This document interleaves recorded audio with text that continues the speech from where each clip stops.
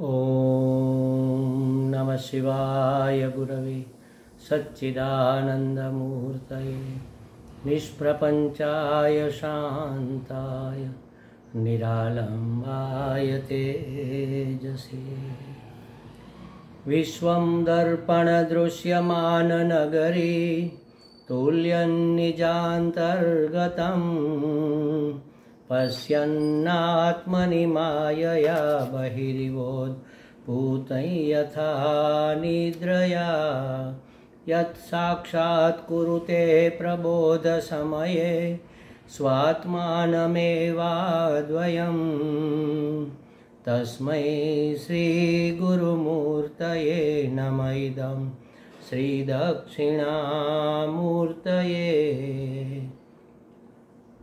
जन्माद्यस्य यतोऽन्वयादितरतः सार्थेष्वभिघ्नस्वराट् तेने ब्रह्महृदाय आदिकवये मुह्यन्ति यत्सूरयः तेजो वारिमृदां यथा विनिमयो यत्र त्रिसर्गो मृषा धाम्ना स्वेन सदा निरस्तकुहकम् सत्यं परं धीमहि सत्यं परं धीमहि सच्चिदानन्दरूपाय विश्वोत्पत्त्यादिहेतवे तापत्रयविनाशाय श्रीकृष्णाय वयं नुमः।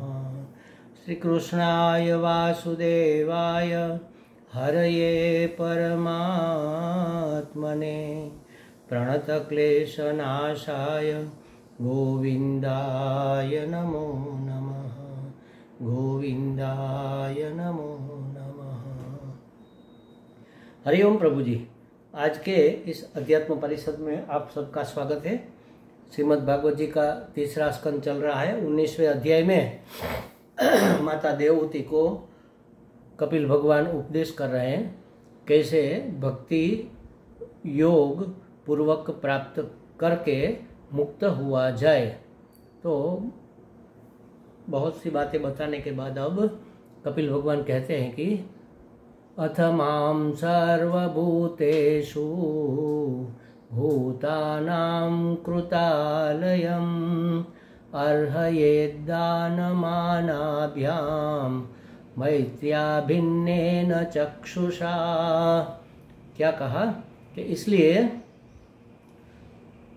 इसलिए माने भक्ति पूर्वक योग की उपलब्धि के लिए, परमात्मा प्राप्ति के लिए जो साधन करना है उस साधनों की पूर्ति भी ऐसे हो सकती है। ये बता रहे हैं कि संपूर्ण भूतों के भीतर कृत आलयम, घर बनाकर उन प्राणियों के रूप में स्थित मुझ परमात्मा, भूतानाम सर्वांतर्यामी परमात्मा का यथा योग्य दान मान मैत्री पूर्वक व्यवहार करना चाहिए। हर एक व्यक्ति, हर एक वस्तु, हर एक पदार्थ में परमात्मा अंतर्निहित है, ओतप्रोत है। उस अंतर्यामी परमात्मा का हमें कैसे आदर करना चाहिए, कैसे उसका पूजन करना चाहिए। तो कहा कि दान मान मैत्री पूर्वक व्यवहार करके तथा समदृष्टि पूर्वक, माने समदृष्टि द्वारा पूजन यानी कि आदर करना चाहिए। पूजन हम घर में अपने इष्ट देव का जो विग्रह है उसका तो करते हैं, वो तो है, ठीक है। लेकिन आगे भगवान ने कहा है, भागवत में ही कहा है कि जो सिर्फ विग्रह में आदर पूजा करता है और मेरे चलते फिरते प्राणियों के अंदर जो मैं बसा हूँ उसका आदर नहीं करता, अनादर करता है, तिरस्कार करता है, उसकी पूजा संपूर्ण नहीं मानी जाएगी। वह पूजा नहीं बल्कि मात्र दिखावा है, ढोंग है, ऐसा भगवान ने कहा। तो अब क्या करें? तो कहा कि दो प्रकार से हर एक प्राणियों के साथ व्यवहार करें, क्योंकि हर एक प्राणी पदार्थ परिस्थिति के अंदर अंतर्यामी रूप से परमात्मा ओतप्रोत है। वेदांत की भाषा में कहे तो उसका उपादान और निमित्त कारण के रूप में परमात्मा ही रहा हुआ है। उस अंतर्यामी परमात्मा जिस उपाधि से अभिव्यक्त हो रहा है उसके साथ हम कैसा व्यवहार करें? दान मान मैत्री पूर्वक। दान मान मैत्री पूर्वक माने क्या कि सबको यथाशक्ति कुछ न कुछ प्रदान करना चाहिए। यह दान वस्तु है। वस्तु माने वास्तविक यथार्थ वस्तु। तो कुछ न कुछ प्रदान करना चाहिए। हमारे पास जो है देने योग्य उसको देना चाहिए। शास्त्र में तो यहाँ तक कहा है कि हमारे पास खाने को एक रोटी है और कोई मांगने आ जाए तो आधी रोटी उसको भी देनी चाहिए। हम कहेंगे अरे हमारा ही पूरा नहीं पड़ता, हम दूसरों को कैसे दें? तो महाराज हर एक व्यक्ति अपने अपने अनुभव से ये जान सकता है। मैं अपना अनुभव बताऊं कि जब मैं पूर्वाश्रम में शिक्षक की नौकरी पर लगा तो 659 रुपये हमारा पगार था। 80 की साल की बात कर रहा हूँ, 1980 में। तो उतने में बड़ी मुश्किल से घर का भरण पोषण होता था। माता पिता थे, भाई बहन थे, मैं था, पत्नी थी और एक छोटा सा बिल्कुल नन्हा सा बच्चा था। तो बड़ी मुश्किल से भरण पोषण होता था। फिर धीरे धीरे महंगाई बढ़ी, पगार भी बढ़ा और अंत में जाकर जब मैं प्रिंसिपल बना और जब निवृत्त हुआ तब शायद मुझे याद नहीं लेकिन करीब करीब 40-45 हज़ार पगार था। बस उतने पगार से कहाँ 650-59 रुपया और कहाँ 40-45 हज़ार, लेकिन उनमें से भी सिर्फ पूरा ही होता था। कुछ एक्सेस बच जाए ऐसा तो कुछ लगता ही नहीं था। क्यों? क्योंकि जितना है उतने से हमारा भरण पोषण हो जाता है। जैसे जैसे हमारे पास सुविधा के साधन बढ़ते हैं तो हमारी लग्जरी भी बढ़ जाती है। आवश्यकता नहीं होती लेकिन हम उसके बगैर रह नहीं सकते। पहले 2 टी-शर्ट में हम टीचर थे तब पहले 2 शर्ट या टी-शर्ट में पूरा साल निकल जाता था। लेकिन फिर बाद में जब ये यहाँ तक पहुँचे तो 5-10 शर्ट पैंट ये सब होते थे, 2-3 जोड़ी शूज़ होते थे। उस समय तो एक स्लीपर में चल जाता था। चल तो जाता है लेकिन हमारा मन कहाँ मानता है। तो एक्सेस नहीं है हमारे पास तो हम कैसे दान दें? ये हमारी ग्रीडीनेस, हमारा लोभ है। हमारे पास ऐसा कुछ नहीं है जो देने योग्य न हो, अथवा तो कोई ऐसा नहीं है जिसके पास कुछ न कुछ देने योग्य न हो। और शास्त्र में तो यहाँ तक कहा है कि अगर तुम्हारे पास कुछ नहीं है तो एक पानी का गिलास ही पिला दो लोगों को, या तो कुछ नहीं दे सकते सिर्फ आश्वासन दे दो। इसकी लोगों को बहुत ज़्यादा आवश्यकता है। एक हंसी, एक स्माइल ही दे दो। कोई सामने मिल जाए, आप कुछ नहीं दे सकते, बस हंस के उसके सामने देख लो, हंसी सिर्फ देख लो। एक भिखारी को आप कुछ नहीं दे सकते तो हंसकर उसको हाथ जोड़ लो कि भैया नहीं हम दे सकते, नहीं है हमारे पास, वो प्रसन्न हो जाएगा। तो देने के लिए कुछ तो हमारे पास होता है। तो कहते हैं कि हर को, सबको यथाशक्ति कुछ न कुछ प्रदान करना चाहिए, अपना कंट्रीब्यूशन करना चाहिए। इसीलिए वेदांत शास्त्र में कहा है कंज्यूमर से कंट्रीब्यूटर बनो। हमारे गुरुजी, दादा गुरुजी कहते थे कि कंज्यूमर से हमें कंट्रीब्यूटर बनना है। हम ग्राहक है, लेने वाले हैं, लेकिन हम देने वाले बने। हमारे पास जो भी है भाव तो होगा ही, सद्विचार तो होगा ही, 2 मीठे शब्द तो होंगे ही। जो भी दे सकते हो कुछ ना कुछ तो सहायता कर ही सकते हैं। तो हमें हर एक व्यक्ति वस्तु पदार्थ के लिए कुछ न कुछ प्रदान करना चाहिए। वनस्पति के लिए भी, चींटी कीड़े मकोड़े उसके लिए भी कुछ नहीं दे सकते। और सबसे बड़ा दान क्या है पता है? अभय दान। सबको अभय दान देना कि मेरी ओर से आपको कोई भय नहीं है, मैं आपको कोई ईजा नहीं पहुंचाऊंगा, आपको हर्ट नहीं करूंगा। यह हुआ अहिंसा का परिपूर्ण पालन। अभय दान सबसे बड़ा दान माना जाता है। आप कुछ भी दे दो, हजारों लाखों करोड़ों रुपये दे दो, आप स्कूल खुलवा दो, आप धर्मशाला खुलवा दो, आप अन्न क्षेत्र शुरू करवा दो, ये सब ठीक है। आप किसी को नौकरी दे दो, ये सब अच्छा है, बहुत बढ़िया दान है। वस्त्र दान कर दो, औषधि का दान कर दो, लेकिन सबसे श्रेष्ठ दान है अभय दान। आपकी ओर से किसी को कोई दिक्कत न हो, किसी को भी हम सत्संग हॉल में जाए तो हमारे चप्पल इधर उधर कहीं पर भी पड़े हैं और कोई बुजुर्ग अम्मा आ रही है सत्संग में, उसका ध्यान नहीं रहा और चप्पल में उसके पांव फंस गए और वह गिर गई तो उसका सर तो फूट जाएगा। तो हम अपना चप्पल इत्यादि योग्य स्थान पर व्यवस्थित रख के भी सुविधा का, अनुकूलता का दान कर रहे हैं महाराज। तो हमारी ओर से कोई दिक्कत खड़ी न हो, यही प्रदान है, यही अभयदान है। तो कुछ न कुछ प्रदान करना चाहिए। यदि असमर्थतावश कुछ दे न सके तो सबका सत्कार करना चाहिए, उसको मान दो, ये भी तो दान है। इसलिए कहा ना, दान मान मैत्री, उसका सम्मान करो, उसका सत्कार करो, उसका तिरस्कार न करो, उसका आदर करो। यह सत्कार क्रिया है। दान वस्तु का होता है, सत्कार क्रिया से होता है। किसी को बैठने की जगह खड़े होकर दे दो कि भाई आप बैठो यहाँ पर, हम तो नीचे भी बैठ सकते हैं, कुर्सी अब नहीं है तो आप ऊपर बैठो, ये भी एक प्रकार का उसका सत्कार हो गया।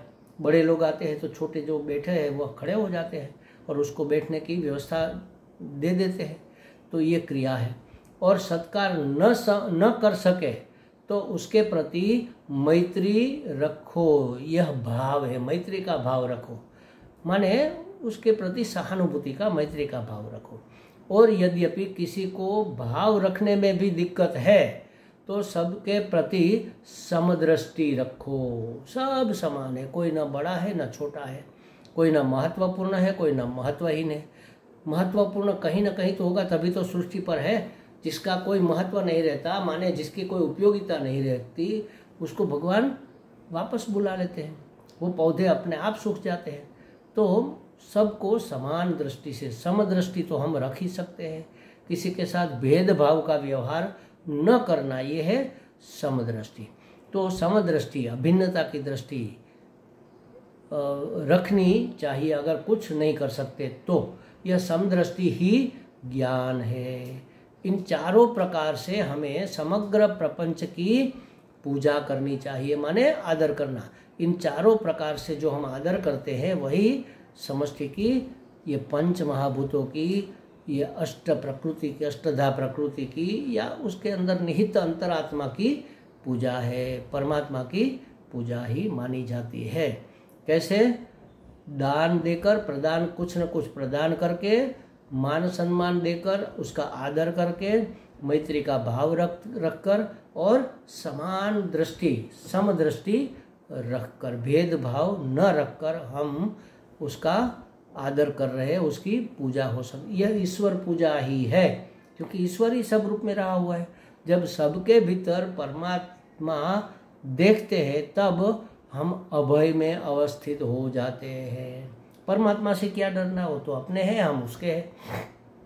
जब सब में हम परमात्मा देखते हैं तो हम अभय में अवस्थित हो जाते हैं, और हम अभय में अवस्थित होते हैं तो हम सामने वाले को भी अभय प्रदान करते हैं। तो अभय में अवस्थित होना यही ज्ञान प्राप्ति या तो परम की प्राप्ति है।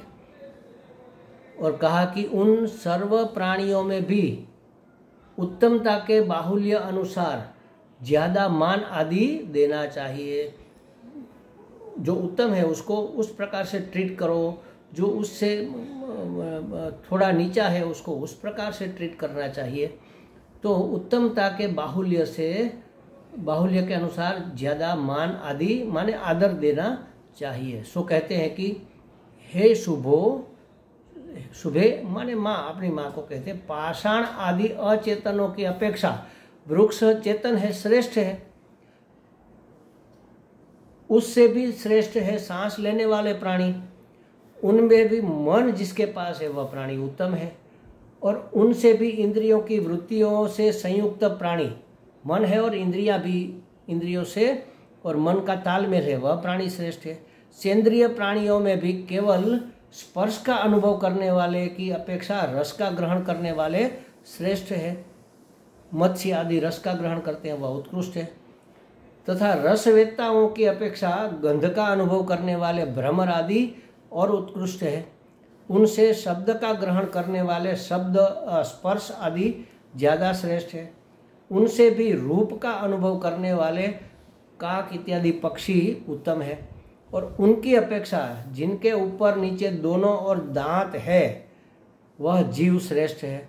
उनमें भी बिना पैर वालों से बहुत पैर वाले श्रेष्ठ है, और बहुत पैर वालों से 4 पैर वाले श्रेष्ठ है, और 4 पैर वालों से भी 2 पैर वाले मनुष्य श्रेष्ठ कहे जाते हैं। तो श्रेष्ठता के अनुसार उसका आदर होना चाहिए। माने अगर आदर करना है और सब एक साथ में है तो किसका ज़्यादा, या तो पहले किसका आदर करेंगे? श्रेष्ठता के अनुसार पहले मनुष्य का आदर करें, फिर कुर्सी का आदर करें। कुर्सी का अनादर कर दे ऐसा नहीं, कुर्सी को भी साफ रखे, ठिकाने पर रखे। लेकिन कोई मेहमान आ रहा है तो पहले उसका सत्कार करो, फिर कुर्सी ठीक करो। तो इस तरह से जो श्रेष्ठता के पैमाने से नाप कर हमें सबका आदर करना चाहिए। आदर तो सबका ही करना है, लेकिन श्रेष्ठता अनुसार हमें उसका आदर करना चाहिए। तो 2 पैर वाले मनुष्य सभी प्राणियों से श्रेष्ठ है। इसलिए मनुष्य के चातुर्वर्णीय में भी 4 वर्ण है, उसमें भी ब्राह्मण श्रेष्ठ है। ब्राह्मण माने ब्रह्म को जानने वाला, या तो ब्रह्म में रममाण होने वाला, या तो ब्रह्म को जानने की साधना करने वाला ब्राह्मण श्रेष्ठ है। और ब्राह्मणों में भी वेद का तात्पर्य जानने वाला, वेदज्ञ, जो वेद का ज्ञान प्राप्त जो किया है जिसने, वह श्रेष्ठ है। उन तात्पर्य को जानने वालों में भी संशय निवारण करने वाला श्रेष्ठ है। उनसे भी अपने वर्णाश्रमोचित धर्म का पालन करने वाला वह श्रेष्ठ है। स्वर्ण और धर्म का पालन करने वालों में भी आसक्ति का त्याग करने वाला, निष्काम भाव से स्वधर्माचरण का पालन करने वाला मुक्त संग, ये पुरुष, आसक्ति रहित पुरुष सबसे श्रेष्ठ है। उन मुक्त संगों से भी भगवान में संन्यस्त कर्मणः, माने सभी कर्मों को समर्पित कर देने वाला, भगवान को ही सभी कर्म समर्पित कर देने वाला श्रेष्ठ है। और उसे अपने से अलग न रखने वाला ब्रह्मात्मैक्य अनुभूत विद्वान सर्वश्रेष्ठ है। जिसने ब्रह्मात्मा ऐक्यानुभूति कर ली है, ब्रह्म और एक मैं और ब्रह्म, अहम ब्रह्मास्मि की जिसने अनुभूति कर ली है, वह सबसे श्रेष्ठ है। न पश्यामि परम भूतम कर्तुम समदर्शनात्, अकर्ता समदर्शी उन पुरुषों से उत्तम तो संसार में मुझे कोई अन्य नहीं दिखता, ऐसा भगवान स्वयं कहते हैं। कि जिसने ब्रह्मानुभूति कर ली, अहम ब्रह्मास्मि का अनुभव कर लिया, साक्षात अपरोक्ष अनुभूति में अवस्थित हो गए, उनसे श्रेष्ठ इस संसार में, इस सृष्टि में और कोई नहीं है। मन शैतानि भूतानि प्रणमेद बहुमानयत, संपूर्ण प्राणियों के भीतर जीवन काल के रूप में श्री भगवान ही प्रविष्ट है, ऐसा समझकर सबका आदर पूर्वक मन से सबको प्रणाम करना चाहिए। सर्वश्रेष्ठ है वो तो है, लेकिन जो निकृष्ट है उसको भी प्रणम्य भाव से उसके साथ व्यवहार करना चाहिए। एक महात्मा थे, ऐसा करना आवश्यक नहीं है, लेकिन उसको लगा होगा, उसका ऐसा भाव था।